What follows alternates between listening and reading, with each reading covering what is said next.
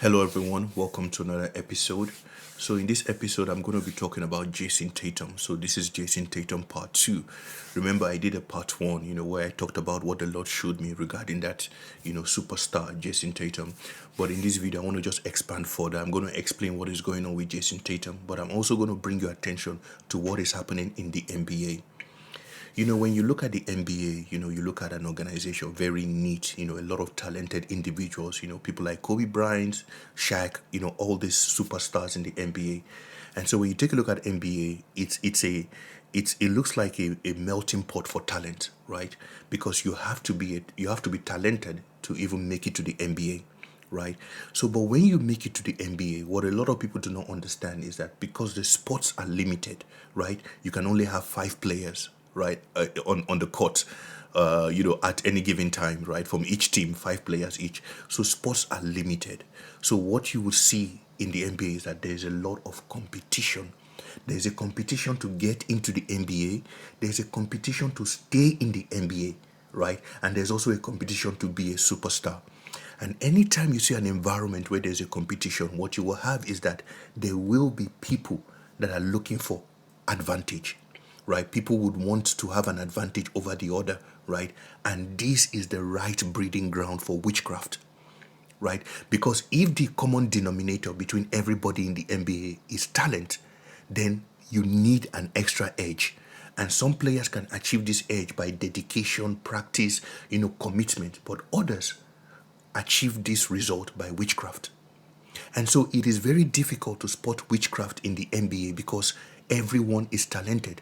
So when a person is operating with witchcraft, it is difficult to spot that person, right? Because already this is witchcraft on top of talent. So it's a very dicey, you have to look introspectively to find out, to spot this thing out, right?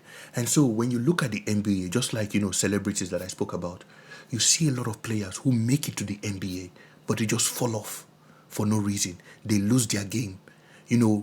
It's in the NBA, you see a player who has worked all his life to make it to the NBA, but then he gets into the NBA and then he forgets how to shoot. And you're wondering, like, how do you forget how to shoot? But people do not settle down to even pay attention to this because, the world is so fast. If you cannot shoot, get out. Let the next person come in. A lot of players get injured, right? And they come back and they are not themselves again. And people do not understand, people do not pay attention to these things because, like I said, if you fall off, you're going to be pushed away. The next person will take your place, right? Take a look at Markel Fultz, a guy called Markel Fultz. I think it's Mikel Fultz or something like that. I think he was the number one pick, right? In one of the draft classes, he was the number one pick, right? He was doing well in college. He was playing very good, everything. And then he was drafted into the NBA as the number one pick. He came into the NBA and forgot how to shoot. He forgot his game entirely, right? How do you spend a huge part of your life trying to achieve something and then you achieve it and then you forget everything? This is what a lot of NBAs are dealing with. Look at Ben Simmons, playing very well, made the all-defense team and everything. All of a sudden, he cannot tell where the ball is. Doesn't even, right now, I think he's even out of the NBA. And we see these things happen over and over again. And a lot of people, I saw in the other day, Stephen A. Smith was insulting Ben Simmons, that he's a thief and everything. This is what these players get. They cannot explain what is going on in their head. How do you forget how to shoot as a basketball player? How do you forget how to pass the ball? This is witchcraft, right? But it is packaged in a way that it is difficult to detect, right? I'm going to give you another example of a player that was affected by this. There was a player called Gordon Hayward. Very good player, was doing well, right? Then he got drafted. I think he got traded to the Boston Celtics. And he had a freak accident. I think his leg actually turned behind. Now, injuries are common in sports, but not all injuries are natural. The injury that happened to Gordon Hayward was not natural. That was witchcraft, right? He was out for a long period of time, and he came back and he was never himself again. Like I said, any environment where you find competition, people will always look for ways to have an advantage. And you have to know that if you're in the NBA, if you're a starter, there are people looking for you, right, to be injured or looking to take your place, basically. And so a lot of NBA players go into the NBA very unguarded. And you see them having injuries, some of them forgetting how to shoot because they are not guarded against witchcraft. They just think it's all about talent. They just think if I train enough. You have to be prayerful if you're in the NBA. Very prayerful. The level of witchcraft in the NBA is so sophisticated that they will take you out and no one will remember that you came through, right?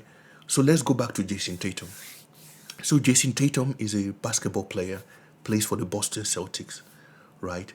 And one of the things you will notice as I began, when the Lord gave me this word regarding Jason Tatum, I've been interceding for him. So I pray for him and everything.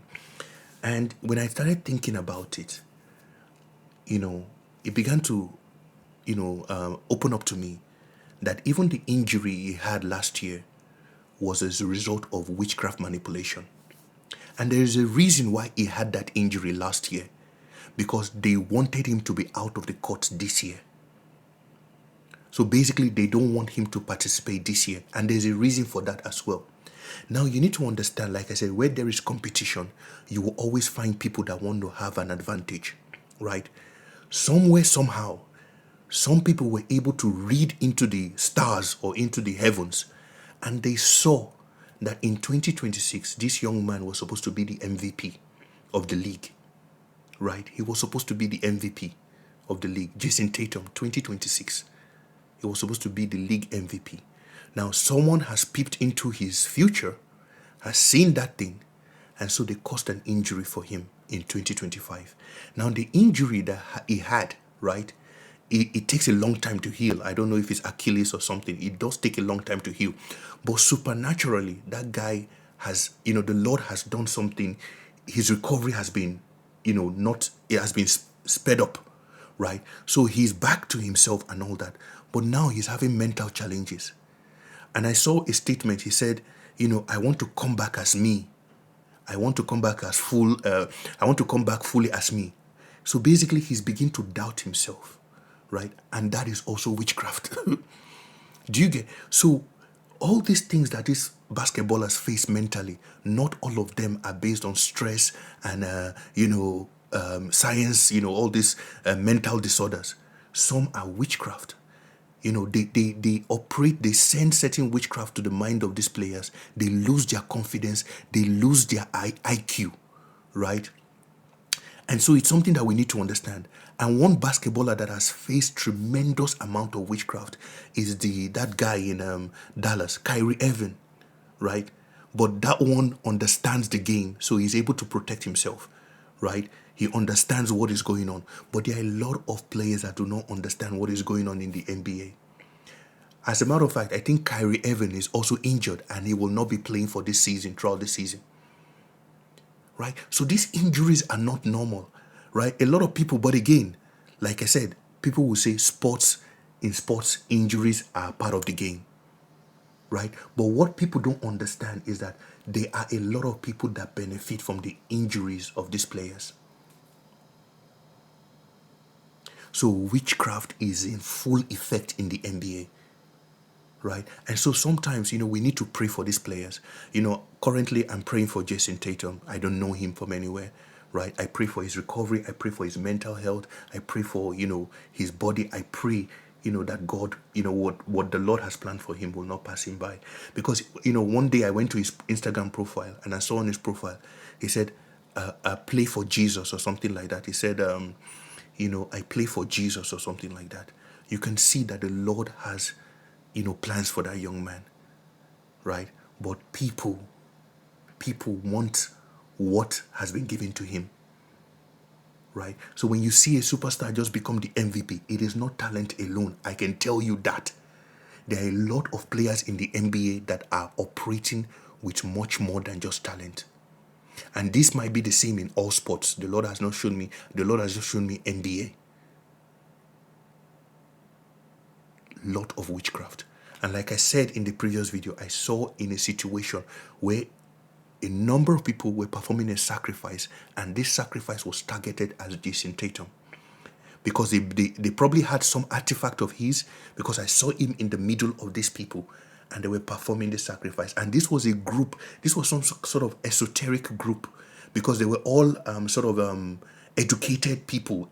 For some reason I was able to get the sense that these guys are educated. They look like professionals. It's not your typical witchcraft. This is a high level organization. Might be a cult or something, but it involves a lot of professionals. I saw a lot of lawyers, but I think it goes more than just lawyers, right? So that this is not just an ordinary. This is a high class esoteric gathering. And he was the one that was being sacrificed in that group. And so when I started, when I had this revelation, I didn't take much about it, but when I started hearing news about him, that this, that, and I said, wow, this is what the Lord is showing me. So that guy is under attack, right? So what you're seeing, right, him being out, and the possibility of him being out for this whole season is because, right, someone wants to take his place as the MVP for 2026. This is how this thing works. They see things before it happens, and then they manipulate it, right? These guys are able to see what the Lord is about to do in your life, and then they change it. They try to change it. And that is why you must be prayerful. You must be guarded. If not, the Lord can promise you a lot of blessings, and those blessings can be on their way to you, but the enemies have the ability to see what is coming to you. And when they see what is coming to you before you, because you have no idea that this is coming. Now, Jason Tatum in 2025 did not have any idea that 2026 is meant to be his year as the MVP. So he probably was not guarded as he ought to be. Do you get what I'm saying? So guys, I just thought I'd bring this to your attention that right now in this world, you will find witchcraft in uncommon places. Even places where you do not believe that witchcraft should exist. Witchcraft is there. Even in a place like the NBA, where we believe that everyone is talented, yet because of people who want to gain an advantage, right, they dabble into these things. Anywhere you find competition, you will find someone that wants an advantage. And anywhere you find people that want an advantage, you will definitely find witchcraft in there.